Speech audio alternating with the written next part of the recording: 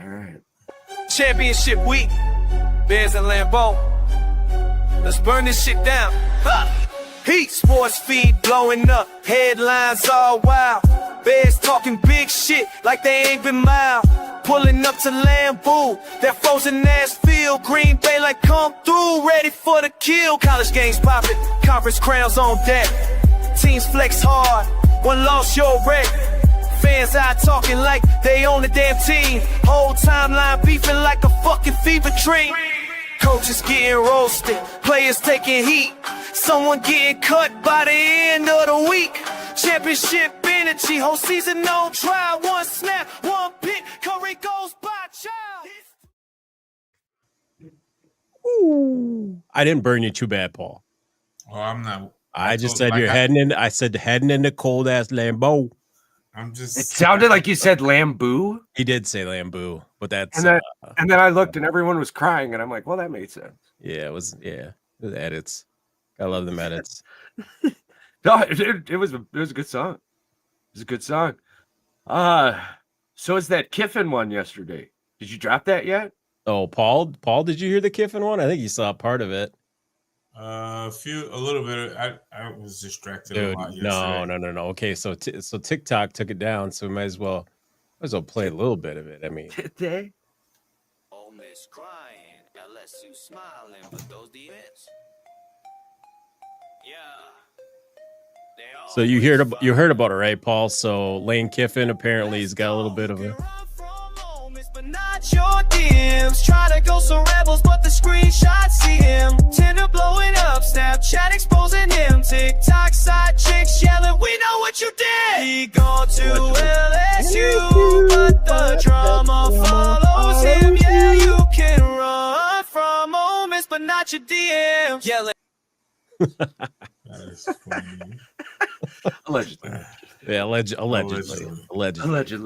Allegedly. So we're live. This is the first live after Thanksgiving, I believe it is. Correct? Yeah. So the season started. Very much so. But before that, before the season is starting, that is correct. How was everybody's Thanksgiving? It was actually pretty good. Good. Yeah. Got to eat some good food. I got to spend it with some friends from my church, and we got to eat some good food and watch Kansas City just collapse on Thanksgiving Thursday. Yeah, and it was good. Nice. And Patrick? Good food as always. Good turkey.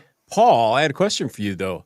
I did notice that you two had your lunch hour podcast and you talked about the fixins and you talked about the seasoning in particular. Now, Charles might not have caught this, but I caught you saying they like bland food. Now, you go to Thanksgiving dinner, you don't expect bland food. I expect it to be seasoned properly.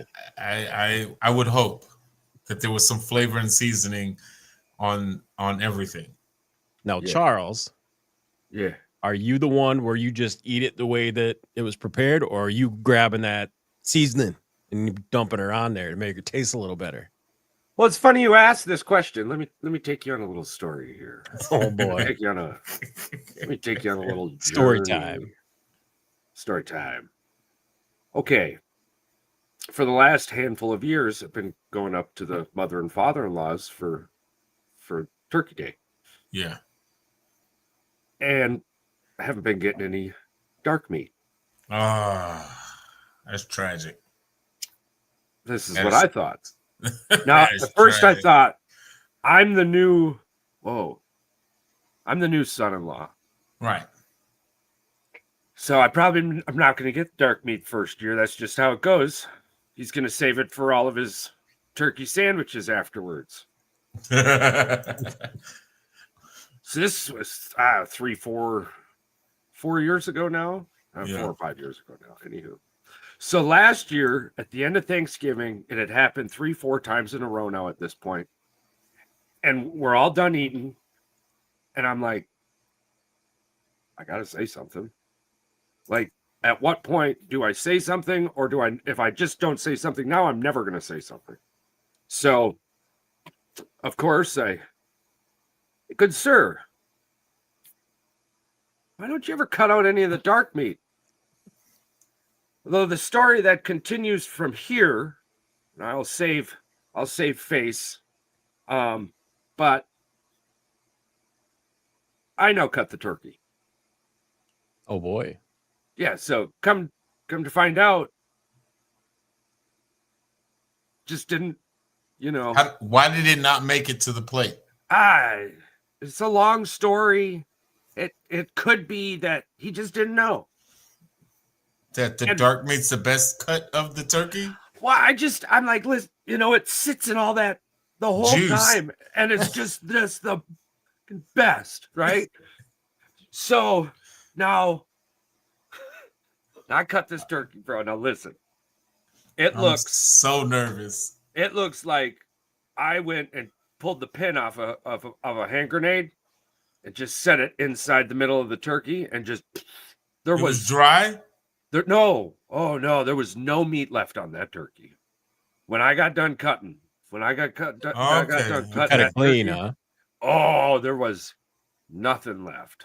So he just wasn't cutting the turkey properly. So he just, we could say it that way. I don't want to say it that way. You said it that way, but he was leaving too much meat on the bone. He was leaving too much meat because, like, when everyone came around the corner, I was like, "Whoa, goddamn! Looks like a firecracker went off on that bird." And I'm like, "Yeah, you're welcome. You got to clean the carcass off. We got to clean this bird, man."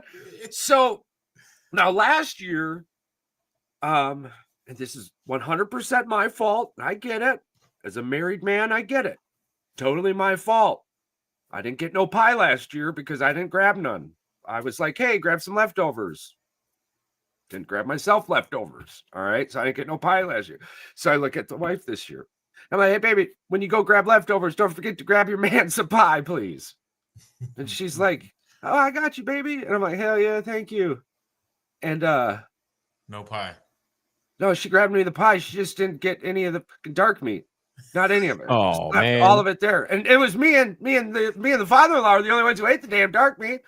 Now, again, though, to be fair, two significant details I feel the need to point out.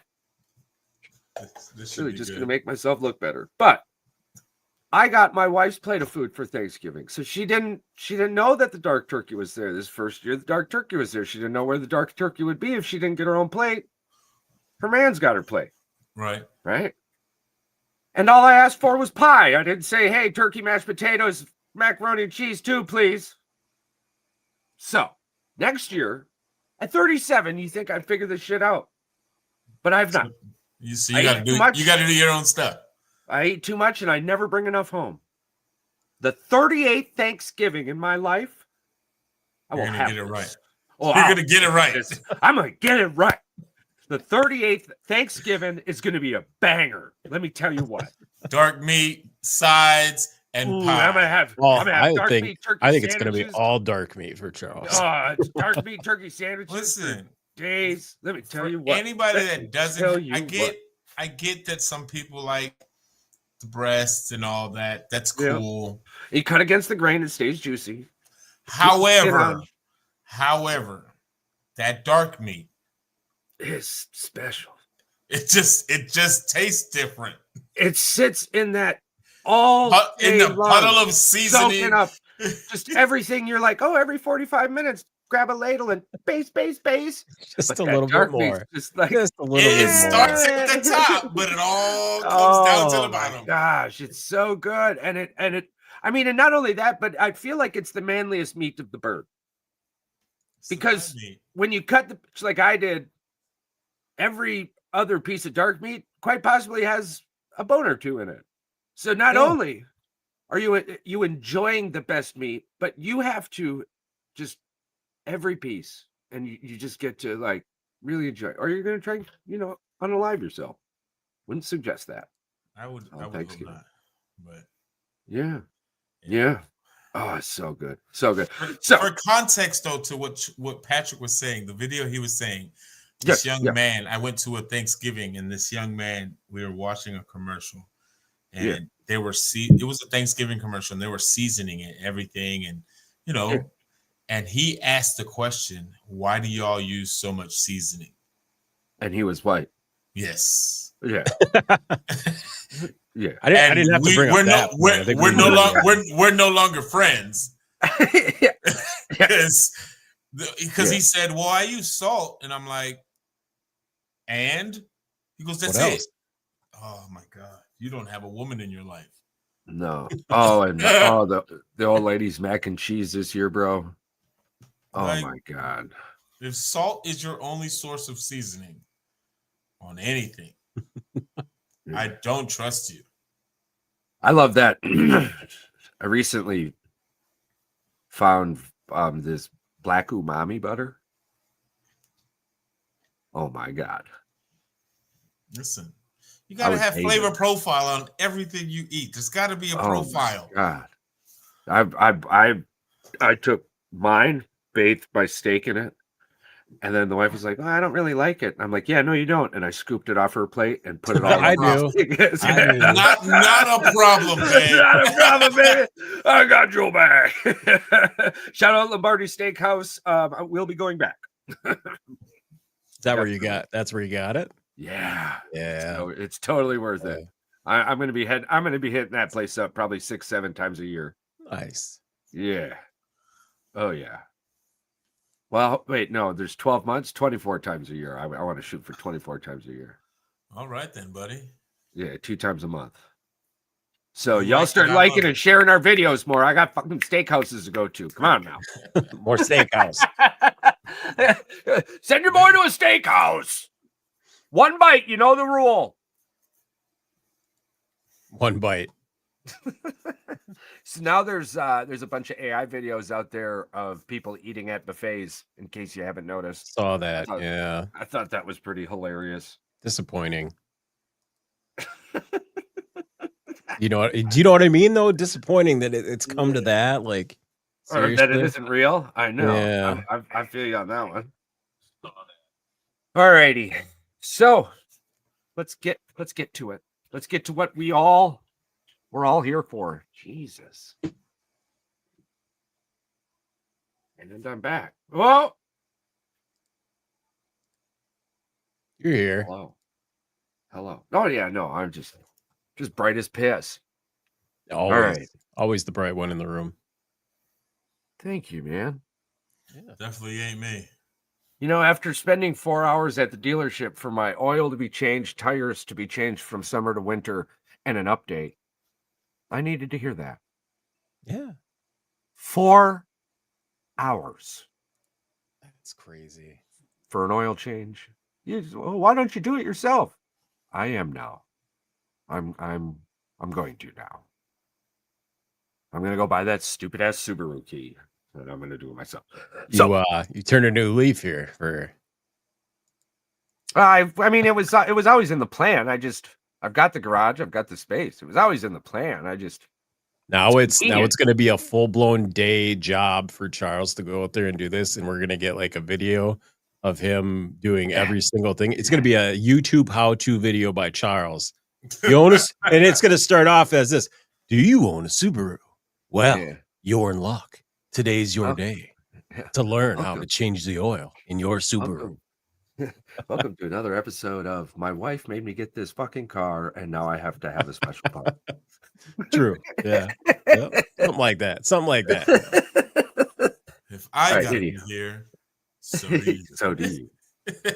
Oh, and don't forget to check out our first reaction video. That'll be coming out soon. It was fun. Yeah, Saturday mornings. That was fun. It might just end up being that for a little while too. Yeah, it's fun. We were watching riots in Nepal.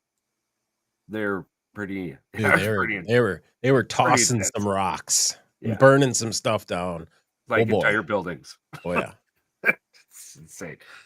The NFC North.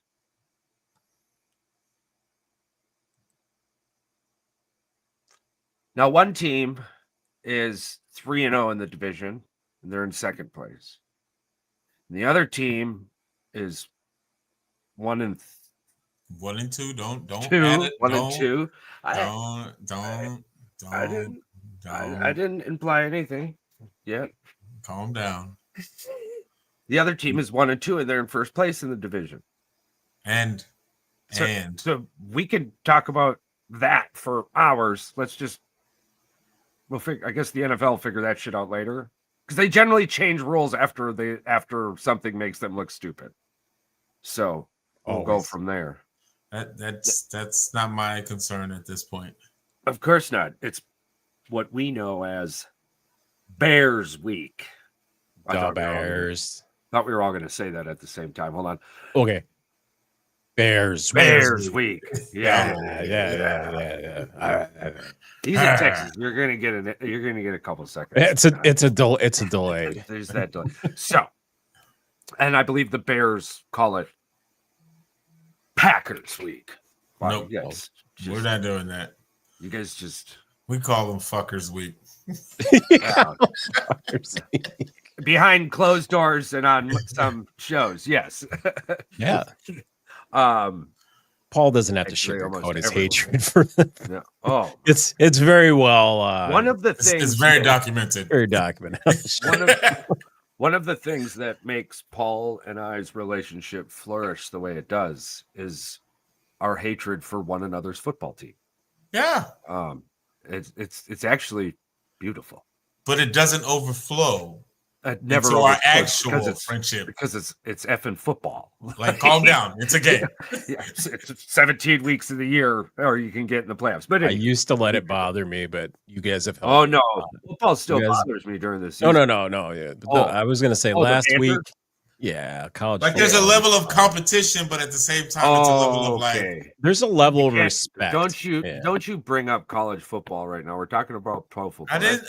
Hey, it was right. It was this whole week is everything. It's an everything week. It's a rivalry week from Saturday to everything. I'm sitting here talking like Mahatma Gandhi about pro football, and he's like, "Well, college football," and I'm like, "Yeah, no, I'm the devil." No, I said it doesn't. I don't let it bother me anymore. You guys have helped me. I do let it bother me, bro. You threw me under the bus. Dude, I stayed away from social media for 48 hours. I tried. It was that bad for you? I still haven't talked to the father-in-law yet. Oh, yes. Dude, it's bad. Charlie, you forget. Paul, you don't know this. 2,192 win streak. Paul, we beat our little bros. Yeah. Well, good for you. We didn't, and we have to live with it for 363 more days. I tell you, I mean, the difference in the game though was this game, Ohio State made the big plays and Michigan didn't. In previous games, Ohio State was that much better. I mean, it's pretty obvious. Very much so. Yeah. Very much so. Michigan isn't far behind. Although later on, say about that. Dude, Michigan isn't far behind. There are some things. All right. Well, you don't think they didn't take their foot off the gas? Oh, they took their foot off. Ohio State took their foot off the gas. Hell no. Yeah, they did. Ryan Day is that smart. They quit throwing the ball. I think he had a little mercy. I'm not saying it is what it is. That's absolutely okay. The guy who walks up to Sharon Moore on our field and tells him to get Michigan off the field. You think that guy took it easy on Sharon Moore? That dude, for the last 4 or 5 years, bro, has woke up and his first thought has been, why can't I beat more? He changed his staff 1,700 times to finally beat a lesser Michigan team. 17,000 times. No way he took it. If he could have scored 50 in that game, he would have scored 50. I have a question that's been because he wants to put 100 on us. Did he get to 100 yet? Yeah, they're over 100. They're like what, $1.03 now? Something like that. I have a question that's been tinkering in my brain for a better part of a week now. Yeah.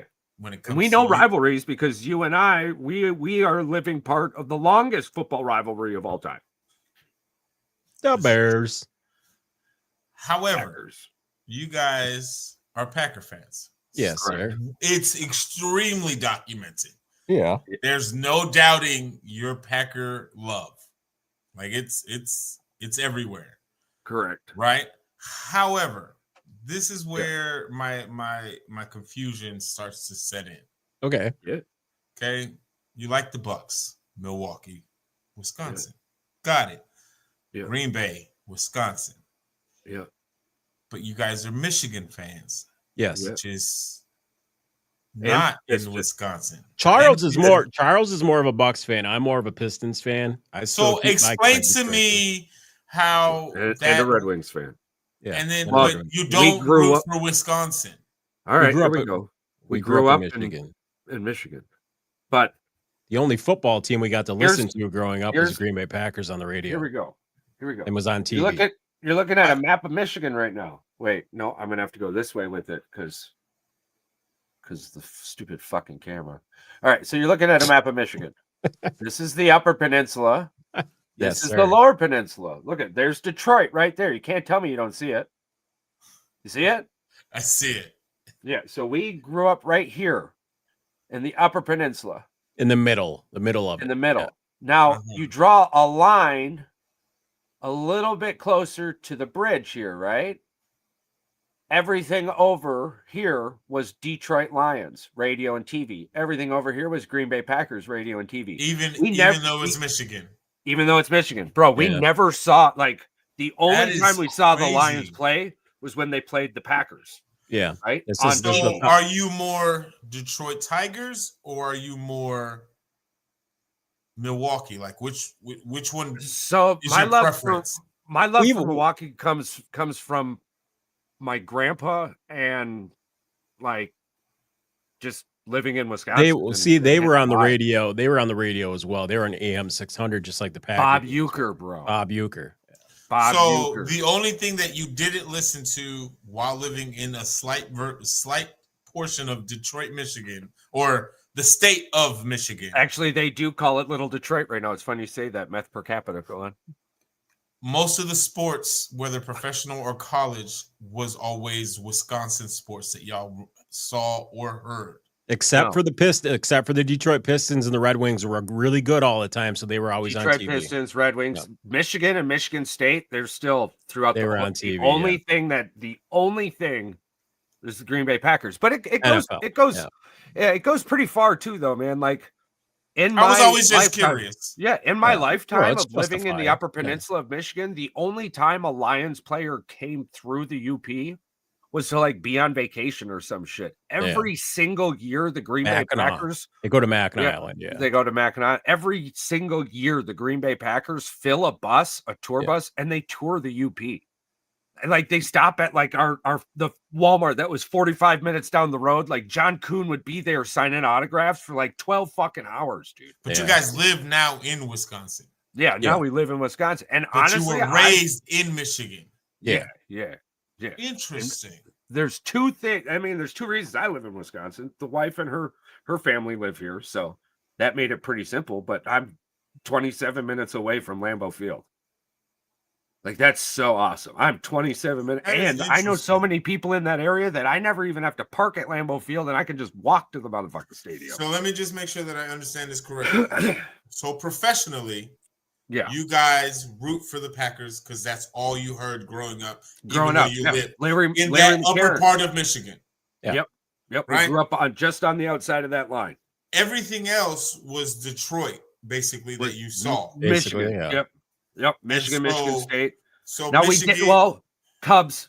There was a lot of Cubs up there. WGN was big. Right. But as far as what you guys grew up on, Detroit was everything except for football. NFL, which was the Packers. Yep.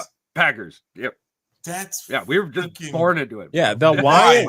I'm telling you, wait, Paul, when Charles and I say the Lions were only on TV when they played the Packers is not a joke. It's 100%. How is that even possible? Even today, because the Lions were so bad. There are more Packer games than the Lions. The Lions were so bad back then; they literally blacked out their entire season package. It's not a joke. They literally did. Watch Packer games. You could live just outside of Detroit and not even watch a Detroit Lions game because they were that bad. They didn't want to put up. That's why that is why we have Thanksgiving football games, is because of the Lions. After That's Barry not a joke. Sanders, I saw the documentary about why they got Thanksgiving games and everything. Yeah. I was just curious this last week. I just, I was like, wait a minute, Michigan is over there, and Green Bay is over here. He doesn't get it either, Harbaugh, but we'll get him there. Sorry, I talked to my photo of Harbaugh now because I miss him so much. Well, we all do. We all do. Okay. Because people always ask me how am I a Chicago fan, but then I root for Texas. Like, because I didn't start watching college football until I was 13, and when I was 13, I was already living in Texas. Texas, like 4 years now. So I grew up watching Ricky Williams, Major Applewhite, Roy Williams, Jared Johnson. I'm gonna be 100. I'm gonna be 100% with you. I mean, my dad's like a Boston Red Sox fan, right? Like, so I'm not really 100% sure how I became such a big Tigers fan, but like, yeah. I was just curious. We've also kind of adopted the Brewers too because we can go to the games and we live close enough. That's a really cool thing too. They've always been fun. They're just a a team. Small market baseball. It's awesome. It's a great environment. They put on a great show when they're at home. It's so worth taking family and friends to a game. I mean, even the Timber Rattlers here in town, like, I love baseball so much, and it's to me, it's about the food, the environment, right. Catching a foul ball. We used to do that back before pre-COVID. Me and a few of the guys that I used to work with every summer, around I would say around end of August, early September. We'll either every other year we would go on and off. We'd go to either Texas Rangers game for a whole weekend, or we'd go to the Astros game for a weekend, and we'd get nosebleeds. Of course, I got the tickets because I went through GovX because I'd get my discounts. Why not? Yeah. But we would get and we would just get the most cheapest tickets, and it was a routine. At first, it was a mistake how we did it, and then it became just an annual thing. Like we would find one of the most dirtbag hotels, get the cheapest tickets so that way we could eat as much as we wanted to, but it was like we were there for the atmosphere and people, because it was me as a Cubs fan, one of my homeboys was an Orioles fan, and the other guy, he was what was he? He was a Mariners fan. Three of probably the most just terrible teams at that time that we were doing it. But we would go to these stadiums, people were laughing at us. What are you doing here? It's like, listen, we're here for the experience, my guy. We're here for a good time, good baseball, and good food. Now, judging the two ballparks I've been at so far, and I've got to increase this number at this point. At some point, we got to do other things. Between Comerica Park and American Family Field, Comerica Park is awesome. Yeah. American Family Field is a effing great time, but Comerica Park is on another level. When I got to go to Wrigley Field in 2016, that was just the most. Oh, it's because Comerica goes 407 feet straight out. It's just my god, dude! It's big. And Detroit is just so big around it. Everything about it is just. Big. One of these years, I'm gonna try to go to all the fields in about a 2 to 3 years. Eventually, here sooner rather than later, we'll be able to work out things because Detroit's actually attempting to become pretty tourist friendly. Yeah, which is kind of cool. And they've been building these monorails and all this shit. And I just hit my. So it's actually pretty convenient to kind of just fly into Detroit and use the public transit systems that they've got created there to hit up the major districts and kind of stay out of trouble doing that, I guess. Hey, it works. Alrighty, so normally on this show we're deep diving in to the teams, but honestly, the only thing on my mind this week is the Packers versus the Bears, and the only thing, there's not a lot to talk about until the game is over in regards to the teams. But you and I did have an interesting conversation. I wanted to bring this to y'all, and I want to bring this to the public. I wanted to bring this to the public. I don't think this game matters as much as the last game. Why is that? No, the winner of this game does take over first place in the NFC North, and with the way things are going, probably the number 1 seed in the NFC or in the playoff picture at the time. So thus making whomever loses like the 4th or 5th seed, possibly 3rd seed, depending on the but scenario. Green Bay, 2 of Green Bay's 5 teams they play are AFC teams. So even if they were to lose one of those games and the other team loses 2 games, their NFC games, Green Bay would still win if they win this game. That's why it matters more to win this game than the last game. But if the Bears and the Packers, let's say the Bears and the Packers win this one, both teams win out, meet each other at the end, and the Bears win, you know who gets it? Green Bay. No. Yeah. The Bears, because we have a tie. If we have more wins than you. If they have more wins. Even if we're tied. If it's 9-9, 9-3, and we have one fucking, we have the tie. So the Bears win that scenario also. If anything, this game is more important for the Packers than it is for the Bears because of that tie. No, if Green Bay completely wins out, it's done, no matter what. But they have to win out. That's the problem. Yeah. Yes, I agree with you. I wasn't saying otherwise. I say like Green Bay wins this game, and then we win all the way up into the Bears, and then the Bears beat us at the end of the season. Pause. The Bears lost to the Packers and then win every game until the end of the season and beat the Packers. The Bears then surpass the Packers because of our tie. I still don't understand. I understand. He tied the Dallas Cowboys. No. I understand that. I understand a divisional rule. The college football one that I sent you, though, does not make fucking any sense. Mm-hmm. Do you know why it doesn't make any sense? Because the team they lost to is in their fucking conference. How is it not counted as a conference game? There's no such thing as divisions in college. It's conference. The Big Ten is a conference, not a division. There's no such thing as East-West. It's a conference. Every game you lose is in a conference. That's why I don't understand what ESPN has got going on over there. Apparently, there's more than one team they've done this to. I think Washington might be one they've done it to, where they didn't count a loss to Penn State or something. I don't understand how that works. There's no such thing as divisions. It's still your conference. If you win a game in your conference, it's a conference loss. It's a conference win. Now, I do understand the divisions in the NFL. That makes sense. Green Bay's 3-0, but it goes by overall record. Yeah, and the Bears are 1-2 right now, but with a better overall record because we have the tie.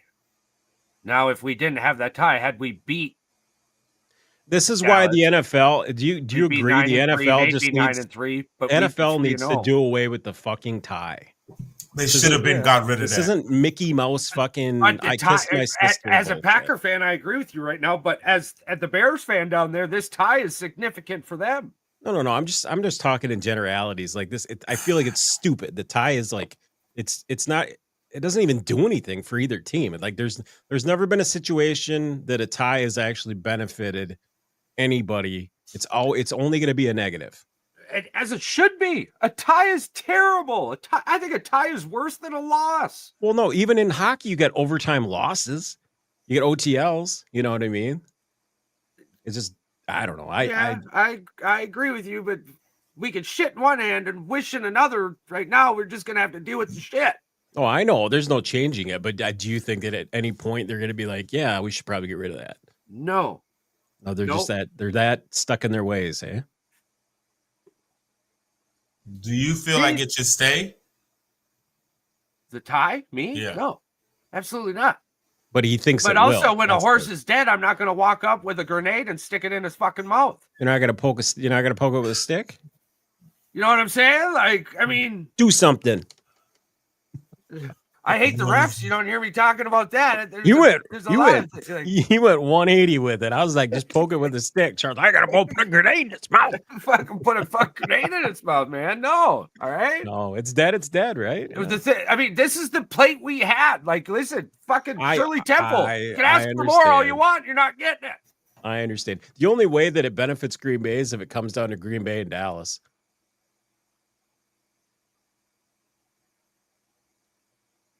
No. Yeah, conference record. Because Dallas beat the Eagles. No. Conference we lost record. to the Eagles. Yeah, but Dallas has 2 wins that are in the AFC, not the NFC. So they have conference. The Green Bay's got a better conference record. So even if they were to like win out right now, overall, they would have Dallas wouldn't even be able to get played to Green more Bay. AFC teams than Green Bay did this year. Yeah, Green Bay plays their AFC teams at the end of the season. Dallas already played theirs. Green Bay plays Baltimore and Denver. Yeah.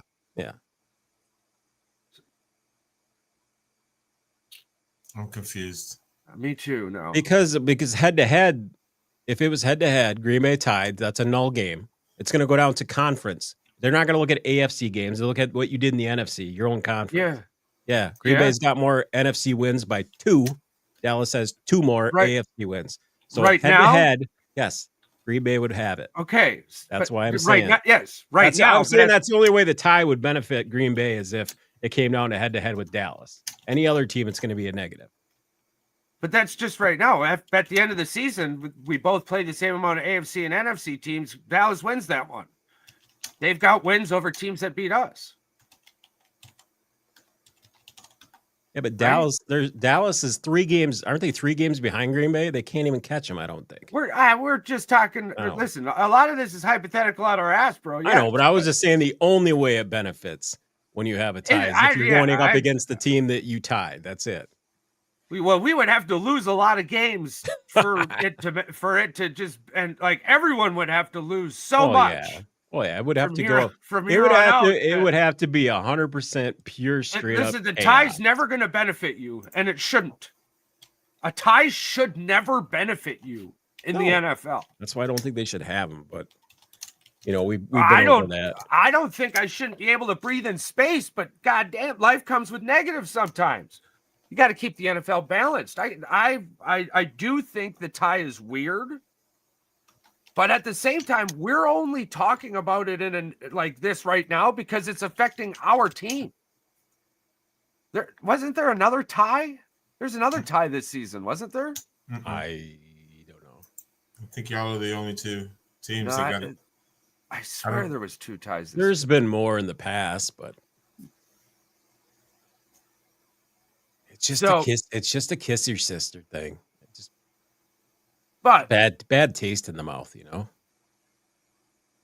Yeah.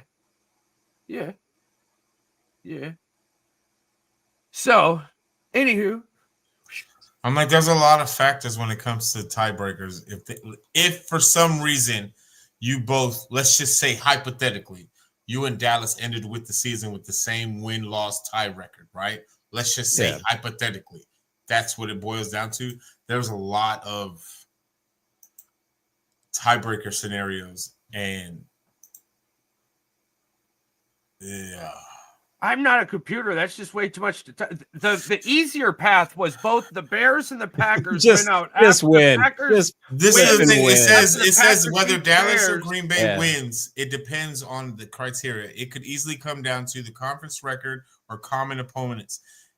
And so if your conference record is better than Dallas's, then you get the tiebreaker nod. Versus if Dallas has a better NFC conference record than you guys do, they get the nod over you. If there was a need for a tiebreaker for one of the whatever, let's say it's a wild card spot. So it's like who had the better strength of schedule in the NFC as far as by victories? Who had the better wins? Right. Yeah. Beating a broken Detroit team, failing Vikings team, and losing to, the Panthers who beat the Rams and the Eagles. It's Danny. But we're talking Bears Packers. Fuck Dallas. Touche, Charles. Touche. The scenario is the Packers beat the Bears in the first game. And then we'll do another scenario. But this specific scenario is the Packers beat the Bears, and then they both went out at the end of the season, and the Bears beat the Packers at the end of the season. Well, Bears get that because of our tie. Well, we play y'all this week and then in 2 weeks, so we don't even see y'all like we usually do. But you also, oh yeah, right, week 16. Sorry. Yeah. So we play regardless though. Right. So if we split these two games and it's 1-1, but we win out and we go 4-1, and you guys go 4-1, who takes that tiebreaker? You. Because we tied Dallas. So that's a negative to your guys. That's what. Yeah. That's what Charles was talking about. But that sucks. But that sucks for you. That's why I don't want to talk about that scenario. That particular. That's why the whole time this started with me saying this game isn't a big deal for at least one side. I think I still think than it should the Bears. Yeah, but it matters to us for different reasons. Oh, I know, because the Bears still suck. So no, of course not that. It's not that. Oh. It's again. I got back to the Lambeau Field draft. I'm sorry. It's the simple fact that we keep getting this same excuse that we haven't played anybody, that we haven't beat anybody. Even when we beat Philly, people were coming up with excuses. So I have heard this. I've tried to stay away from it. I've found a few myself. Right? I wish that Philly team was the one that played us, but maybe that was the Philly team that played us, and the Bears just did better. That's a possibility. Like I mentioned in the chat, it's not a possibility. We beat them. You did it. No, that's and two things can be true at the same time. And we scored more than you. Two things can be true at the same time. All right, the team you played looked beatable, and I said that. The team that we played looked beatable in like a 3-week span, gave up 16 fucking points. That defense was different. There ain't nobody running on that defense. I'm just saying. That sounds like a you problem. Hey, yeah, but no, that sounds like a them problem. Not a my problem. Not a me problem. That's not my monkeys, not my circus, bro. My two running backs they did okay. Okay. They did okay.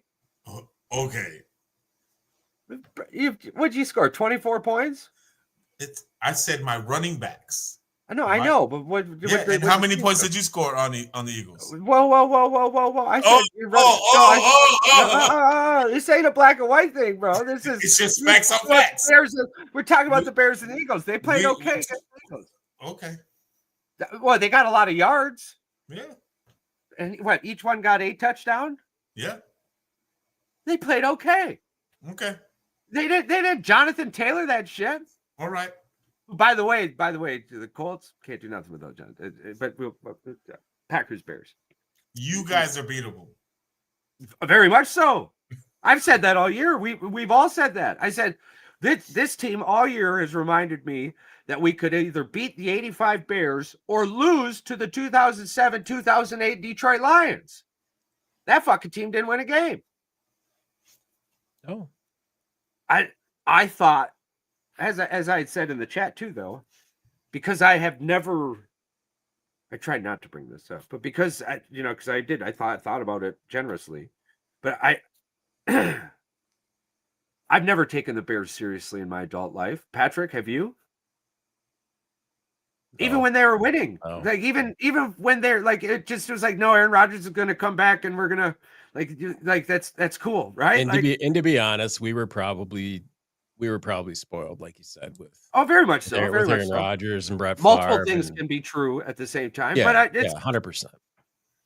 You know, it's like last week listening to you talk, and I was like, holy shit, like what's happening? And then Ben went and took his shirt off, and I'm like, this might be real. I don't know. I don't know, because like no matter how good the Bears were in the last decade, they never beat the Packers.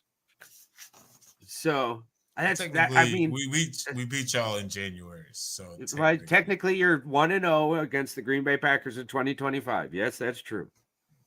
And it was very polite of the NFL to wait for us to play each other so that streak could continue for a long time, because the fan base in Chicago needed something to fuel their cheese withdrawals. Whatever makes you sleep better at night. I'd say a lot of things that make me sleep better at night, bro. And there's a lot of them, because, I mean, we've been getting hate all season. And again, the biggest thing that's been pissing, and I wouldn't say pissing me off anymore, because it's a broken record at this point. Yeah. We can all agree when the schedules came out, we all saw with our own two little itty-bitty eyes. Bro. We were handed, according to the NFL, the second hardest schedule, right? Now, we're going on week 14, and now, because the teams that are on said schedule are playing like ass, that's our fault. Now, let me ask you one quick question. How many quarters are in football?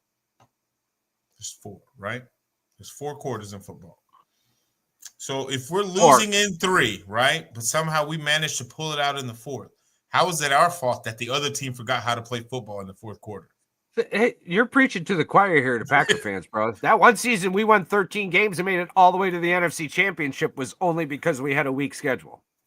Yeah. Again, all these humans out here complaining about a weak schedule, I'm almost certain that if you had the same schedule, you would not be talking this much garbage. We didn't before. We were actually doing what you're doing now, deflecting the garbage. And so, are some of these games? You remember that year, right? Yeah, I do. It was. Are these games a little too close for comfort? Oh, wasn't that the onside kick? It was the onside kick that should have never happened. Oh boy, got cut immediately. You're the one who brought this up. Now you're bringing up terrible memories for us. I'm sorry. Sorry about that. No, don't be sorry. You're a Bears fan. I forgive you. But I'm taking it, like I said at the beginning of the season, I'm taking it week by week. I'm not worried about Cleveland. I'm not worried about the second game at Green Bay. I'm worried about Sunday. Sunday is priority for me, and that is all I'm focused on. However, like I said in the chat, I am going to refrain myself from talking crap. Yeah. I feel like I've done a pretty good job. I've held back. I just feel like this game, again, with everything that's gone down this season, right now, the last thing I need to do is jinx anything that's going on right now. I can't. I was watching the podcast where Ben Johnson tried to walk those comments back. Oh, it's just friendly banter. We'll see. I'm just here for a good time. They don't like each other. Let's be honest. I'm gonna tell you right. Listen, I said. Matt Daddy ain't got a problem with him. No. Ben and Jerry's got a problem. Like I said last week, at least from this point on, even if we were to lose the next 5 games, let's just say, at the end of the day, it's still a winning season. Because we'll be 9-8. You're well past that. And as again, we only won 5 games last year. We're 4 games over what we did last year. With the same roster minus an offensive line. But the thing is, don't accept that, because that's what you guys are prone to do, is to accept. Listen. We had a winning. No, don't go for greatness. Patrick. Go for greatness. At this point, do not accept. Yes, do not accept mediocrity. My therapist said that yesterday. He said to me, because he's a Seattle Seahawks fan, and so every first 10 minutes into the session, we'll talk football. And he's like, "Listen, Paul, I'm talking to you as your therapist. I'm talking to you as an NFL fan, and I'm talking to you just in general as a Seahawks fan that's riding this train for whatever it gets me. Yeah, enjoy this. Yeah, enjoy I'm so it, happy, dude. I'm so happy. I snapped in the 3rd quarter of the Michigan-Washington national championship game and recognized in that moment that my football team is about to win a national championship. And I got to enjoy that feeling for over a quarter and a half. Yeah. Like that. I mean, yes, 100%. This is something that we love on this show, is our fandom, bro. And at this point, Ben Johnson has done this to himself. Surprise! You've won football games, asshole. Now you got to keep doing it because it's expected. It's expected, and you guys are. Yep, absolutely. 9 freaking games in a season that was expected to be only 4 wins for the season. Now, and if I'm not mistaken, somebody definitely regulated us at the beginning of the season. That wasn't me. I regulated Miami. Somebody regulated me. To be fair, I regulate the Bears every year. I thought we relegated Minnesota. Yeah, we did though this year. Well, last year. That was last year. Definitely. The last 4 years. Yes, yeah, last 4 years. Yeah. Straight. Even when you guys won that offseason Super Bowl and Justin I don't count that crap.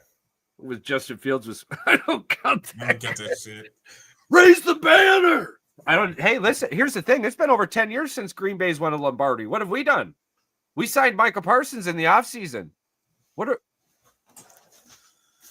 still got a top 10 defense, though. This is why there's some hot seats in the Packers organization. The reason... Okay, so now I'll get into my analytical thought process of the football game. See what you guys think about it. Throw it back at me. Tell me how wrong I am. I would love it. I think that if I asked Patrick, how do the Packers win football games this week? But or how did they win? How have they won? In your opinion? Oh, I want to see if it's close to mine. Defense, running the football. Yeah, smart football. Now, offensively, what's our identity? Green Bay? Yeah. On the ball. All right. That's what we want to do. Well, that's what they've done basically all season. I know they've ran the ball more times than not, but yeah, no, I agree with you. Absolutely. It's not special teams. Not special teams. No. Oh, Paul. Thanks, Paul. You had to bring up the one thing that Charles and I pisses us off the most. So we run the ball to throw the ball. Yes. But we have a faceted, yeah.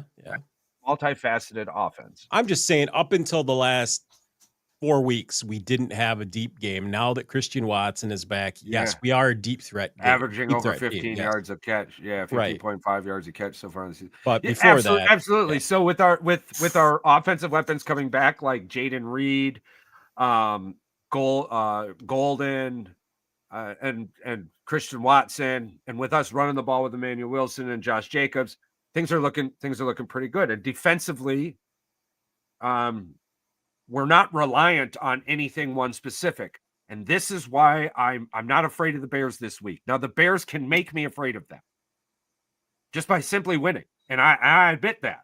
Absolutely. Not only would I be afraid of them, again, in the football sense, but I would respect them. And something that I would respect this team specifically. It's something I've never done in my adult life that I recognize the Bears. Not that it matters. Who am I? What does that care? But the thing that allows me the comfortability is the Bears without takeaways don't win a football game. If we get 2 a game, we have been able to close games out with at least two takeaways. Whether it's by fumble, interception, regardless. 2 turnovers, there's a good chance we're winning this game. And Green Bay doesn't turn the ball over. Now, neither did Philadelphia per se, and the Bears were able to do that. So that's why, after looking at this significantly, the reason I feel okay as a Packer fan is because Green Bay doesn't turn the ball over, and we're a multifaceted football team. The Bears are super reliant on the run and the defense taking the ball away, one way or another, be it fourth down, fumbles, whatever the case is. You need those interceptions for the short field position, for the ground and pound for the Bears to work. And if you don't receive both of those, I think the cake that comes out of the oven is terrible. And I've seen that before this year. Now, again, the Packers lost to some pretty terrible teams, and I can't argue with that at all. There's a possibility. I mean, there's a chance we could lose to the 2008 Lions. So how do you guys feel about that? How do you feel about that assessment? Pretty accurate. I'm like, again, I feel like you guys can beat us, and I feel like we can beat you guys. I feel like this is a very 100%. I feel like this is probably it's probably been in a long time where it's like one of those anything can literally happen on this Sunday. Like it's any given Sunday matchup that's coming up on Sunday. Oh, the parity in the NFL this year is ridiculous. Yeah. The Panthers are literally in the hunt for a wild card spot and the division game. So I feel like with this game on Sunday, especially because it got flexed to the game of the week at the 325 slot, like that puts a lot of eyeballs. And if this was last year, I'd be definitely like, we're losing. However, the confidence that I have in Ben Johnson and how he's been able, and with the way Dennis Allen has been able to anchor that defense, especially with people being out with injuries and still finding ways to put a good defensive team out there. And now that we're getting most of our linebackers back and we've gotten our top corners back off of injury, and now we have depth in the rotation in all these positions, I feel like the steam is starting to pick up. The momentum is starting to bring itself to the front. And it's like you said, we need to focus on getting those takeaways.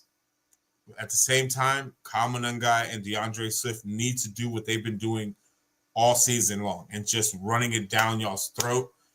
Everybody's just exposing that defensive line. Again, Micah Parsons, I'd be stupid to say if he's not going to be a gigantic factor in this rush defense. Like, I'd be stupid to not acknowledge. Our run defense is pretty. I mean, Carolina had, but they only had Rico Dowdle.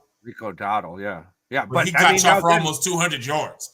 But then on the other side, the defense that showed up against the Detroit Lions didn't let Jahmyr Gibbs on over 40 rushes reach 200 yards in 2 games.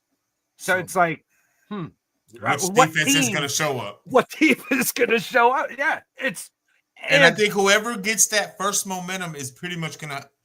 This is my only issue when it comes to Chicago. When we have those moments where we're catching fire, we let go too easily. I agree. What has me excited is that when Green Bay gets a lead, our defense plays better. And it's going to be interesting to see. And the Bears have relied heavily on the comebacks this year. I mean, he's tied second in the NFL with 5 fourth-quarter comebacks this year, which is. I want what happened in Philly to happen in Green Bay. Caleb Williams may not be Dan Marino, but he is steering the ship the best way he can with the tools he has right now. And who knows what's ahead for this kid? Because I tell you, after last year, I thought it was Mitchell Trubisky all over again. He might not get 4,000 yards this year. There's a very good chance that it's not going to happen. However, I think there's a better chance he gets it multiple times in his career than of the chance of him getting it this year. I agree with you. Absolutely. But it's there.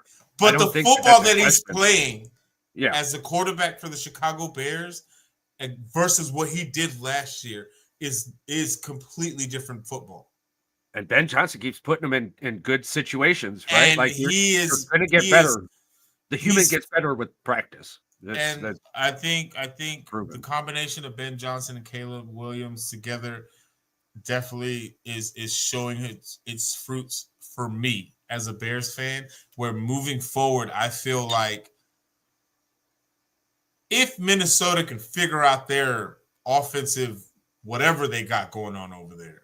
Oh, we ain't got to worry about Minnesota. No, I'm just saying, I'm just thinking just in general for the NFL, because Detroit's, if they can sustain what they're doing, even if they don't win a Super Bowl, but just playing with the way they're playing, if all 4 of these teams can compete at the same level for 5 years straight, and you imagine the takeover in the playoffs having 4 NFC North teams in the playoffs at one time. That would probably make the NFL shift. Do you realize how crazy that would be? That would make. You think that would make them change the rules, Patrick? I think that would make them change some rules. What do you mean they would just kick? They would just kick one of the teams out. They'd be like, "Hey, What? you like they You did the got a limit Tampa of Bay. You have to three. go somewhere. You can only You have got a three." limit of 3 teams in the playoffs. Limit of 3 teams. They relegate Minnesota and they kick them out. You got to go somewhere else. But I understand why it's. I don't think it's ever happened in the NFL. I do get it. I mean, you slip in 2 games and you're more or less done in a division. Although we are seeing it has never happened. It's never happened? No. Yeah. So 1-1, but so we got 1-2 versus 3-0. We each have. That's how I'm looking at it. So prove me wrong. In 20, whatever makes you feel better. In 2022, check this out. In 2022, the only reason the Washington Commanders missed the postseason is because they had a tie. Oh my God! We were talking about ties earlier. It came back to bite them in the ass. Even if it happens early. 8-1. 8-1. Yeah. Yeah. Ooh, that's gonna be all right. So we would.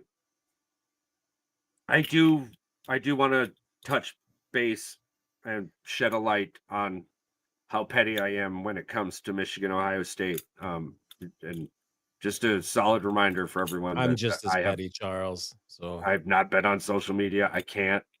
It's hard. I'll let you boys have a moment of silence. Yeah. I mean, it was 2,192 days. Yep. And I mean, probably going to cry if I keep talking about it. So yeah, I'm good. We got 363 days left. 60. Now we got 360 61 days of listening to them go, oh my God. And God for football gods. Hey, Paul. Stop it. Let somebody else win the national championship. Please. Charles, though, guess what? Please. Michigan is odds-on favorites to play Texas in the Gator Bowl. Rematch. Yeah. We're coming for that Archie's ass. Wouldn't that be something, eh? Both cheeks and just bite down. You're going down. The universe is so glorious. Not only has it given us each other in the sense, dude, I hope Alabama loses and they have 3 losses, and then they have to put a 3-loss team in. And would they put a 3-loss Texas in, or would they put a 3-loss Alabama team in? Probably Bama because they're ranked higher. I'm gonna think they would put Bama in just because it's a bunch of bitches. Well, just because Texas is a new SEC team and they want to. I'm okay with them not making the playoffs this year. What I want to see is these last 5 games that we played. That's what I want to see going into next year. All right, confidence builders. Yeah, that's what I want. So and then of course I believe Steve Sarkisian is headed to the NFL. He didn't say no, so whatever. Money talks. That's all we got to say. So it is interesting, and we'll touch on this a little bit next week. But I wanted to. Oh, there's one thing I need to bring up to the two of you. Oh, go ahead. Have you checked in on the Penn State going after BYU's coach? He said no. He said no. No. He didn't say no because Penn State offered him $10 million a year. He said no because BYU, the regents and all the people, the billionaires that do the Mormons, they came out and said, hey, man, what do you want? We're keeping you. That's why he said no.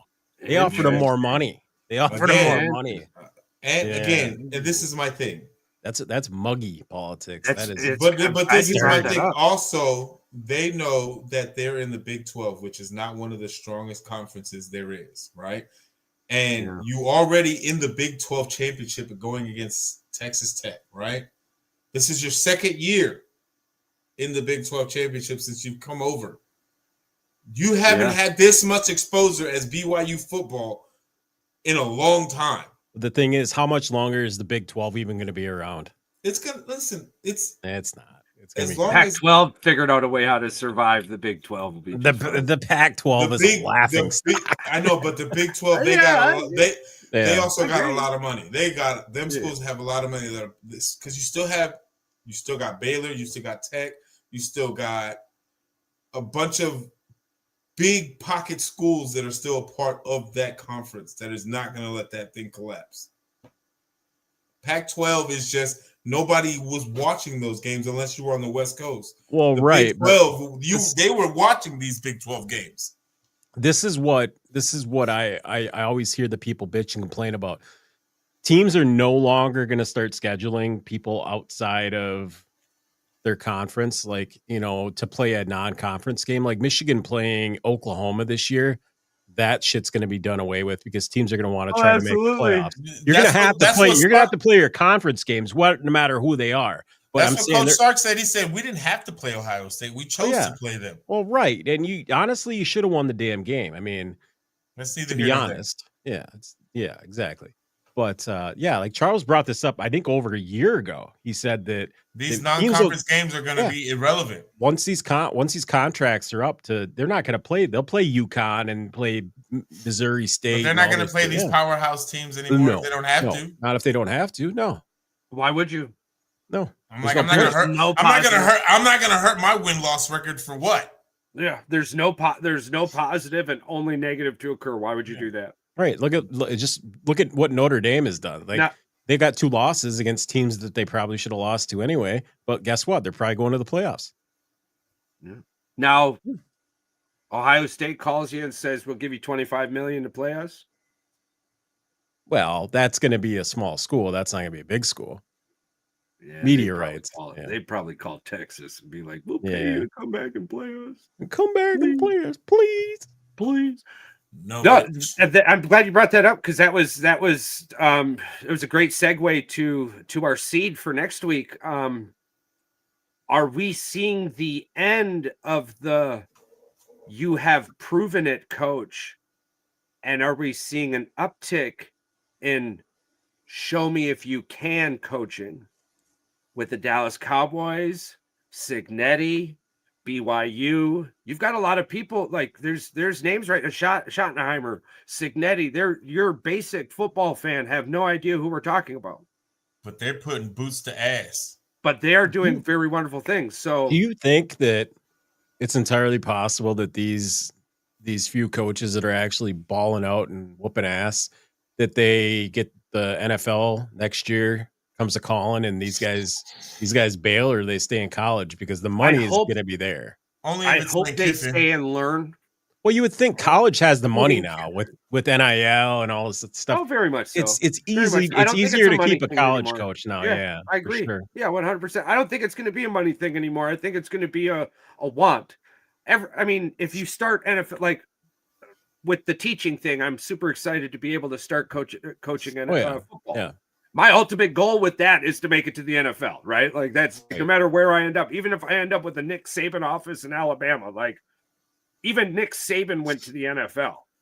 Yeah. Right? Like, it didn't work. So, nobody tried it, right? He tried it. Yeah. So now, but to add to your point as well, which is something y'all have both been very heavily on, and I was not so heavily on, was this Bill Belichick thing in North Carolina and the Deion Sanders thing in Colorado. Like it's been a fun, entertaining soap opera. But ultimately, when the chips are on the table and it comes down to football, we're not getting very good football from these teams. No, North Carolina is going to bail on it before Colorado does, though. So you've got these no-name coaches that are coming in with the right resume. We're also seeing it in baseball.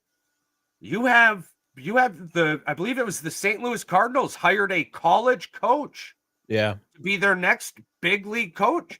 Like they didn't grab from their farm system, pissed a lot of people off. So I thought that was going to be super interesting. Yeah, weird, and it's something that we can hit on next week on our live show, because winter meetings will be coming up with baseball and yada yada yada.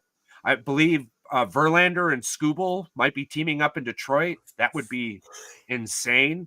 Verlander is going to be hurt most of the year, so he'll be healthy for the playoffs. Well, they only need him for like 8-10 games. It's all right. Yeah. You don't even have to pitch. You don't have to pitch. Yeah, we'll get there. It'd be so great to see Verlander back. And can you imagine Verlander coming back and Detroit actually winning another ring? And it's just like, oh my God, dude, that would be. I could see it. Because I followed Verlander you know, like I'm still a Verlander. Oh yeah, I love Verlander. That was what we used to call him back in the day. It was dating Kate Upton back then. Yeah. Yeah. I remember when Aaron Rodgers was dating that Olivia Munn. I remember sending her publicity team emails while I was stationed up in Fairbanks. Hey, you and your friend need to come back up here and say hello. So nothing ever came of that. Y'all got anything else you want to add? Nailed it. Bear down. Oh, we didn't do predictions. All right, go ahead, Paul. Predictions for what? Packers Bears.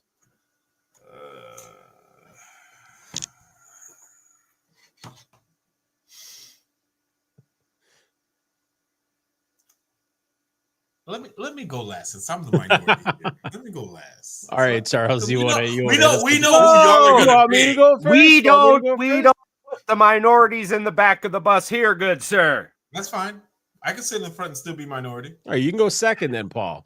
All right, I'll go first then, Charles. Right. I know Charles wants to have a lengthy one. I'm gonna go out there and say Jordan Love continues his, what is it, Tunderland? What is the thing they call it? Toyota. The Toyota Land. Toyota-thon streak goes into home field, Lambeau, and throws for 3 touchdowns, runs another one in. Green Bay wins. Our favorite for MVP odds. Right? Green Bay wins 35-21. 35-21. All right. 35-21. That's good. PR. I'm going to say my Bears are going to come into this cold and wonderful day in Lambeau in Green Bay, Wisconsin, right? Below norm temps.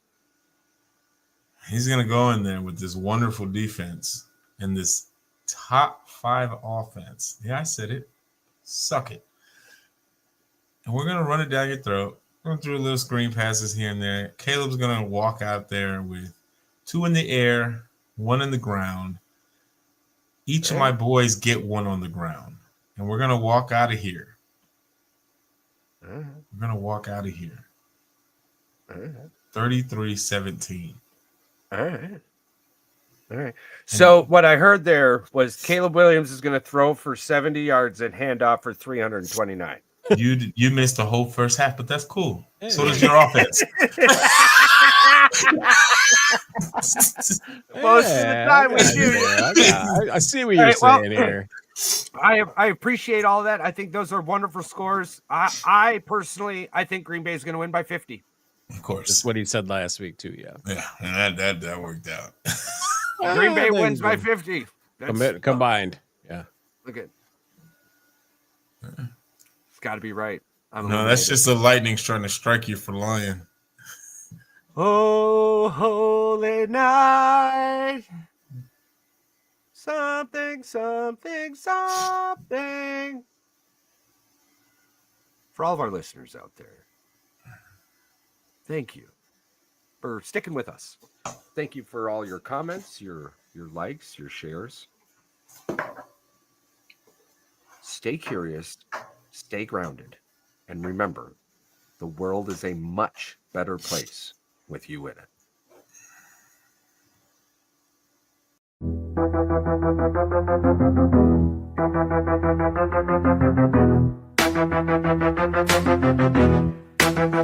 Yo, it's time to dip. Lights low and the mic off. Boys with the heat, yeah, we blast like a Molotov. Said what we said, no regrets in the air. If you ain't subscribed yet, bitch, don't you dare. Rate it 5 stars, hit that share like a blunt.